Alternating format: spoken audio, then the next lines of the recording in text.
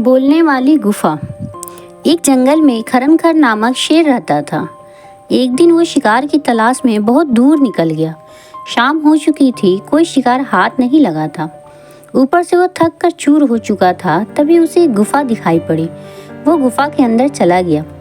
गुफा खाली थी। शेर ने सोचा, अवश्य यहाँ रहने वाला जानवर बाहर गया है। रात होते होते वो गुफा में वापस जरूर आएगा। ऐसा करता हूँ, तब तक यहीं छुप कर बैठता हूँ। जब वो जानवर आएगा तो उसे मारकर खा जाऊंगा और अपनी भूख मिटाऊंगा। वो गुफा में एक कोने में छुपकर बैठ गया। वो गुफा एक गीदड़ की थी। जब वो लौट कर आया और गुफा के पास पहुंचा तो देखा कि शेर के पंजों के निशान उसकी गुफा के अंदर जा रहे हैं, लेकिन बाहर आते हुए पंजों के निशान उसे दिखाई नहीं पड़े। वो समझ गया कि उसकी गुफा में कोई शेर गया है।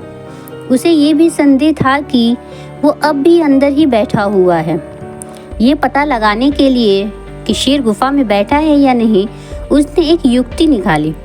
गुफा के द्वार पर खड़ा होकर वो तेज आवाज में बोला, मित्र, मैं वापस आ गया हूँ। तुमने कहा था कि मेरे वापस आने पर तुम मेरा स्वागत करोगे, लेकिन तुम तो चुप हो। क्या बात है? तुम कुछ बोल क्यों नहीं रहे हो? जब गीदड़ की आवाज़ शेर के कानों में पहुंची तो उसने सोचा कि ये गुफा अवश्य गीदड़ की आने पर उसका स्वागत करते हुए कुछ कहता है। शायद मेरे यहाँ होने के कारण आज यह चुप है। अगर गुफा कुछ ना बोली तो कहीं गीदड़ को संदेह न हो जाए और वो वापस न चला जाए। इसलिए वो गरज कर बोला, आओ मित्र, तुम्हारा स्वागत है, जल्दी अंदर आओ। शेर की गरज सुनकर गीदड़ डर गया। वो उल्टे पैर वहाँ से भाग गया। इधर शेर बहुत देर तक गीदड़ के अंदर आने की इंतज़ार कर रहा था, लेकिन सब व्यर्थ रहा। अंत में उसे समझ में आ गया कि गीदड़ उसे मूर्ख बनाकर भाग गया है। शेर को अपनी मूर्खता पर बहुत क्रोध आया, किंतु अब वो क्या करता? शिकार उसके हाथ से निकल चुका था।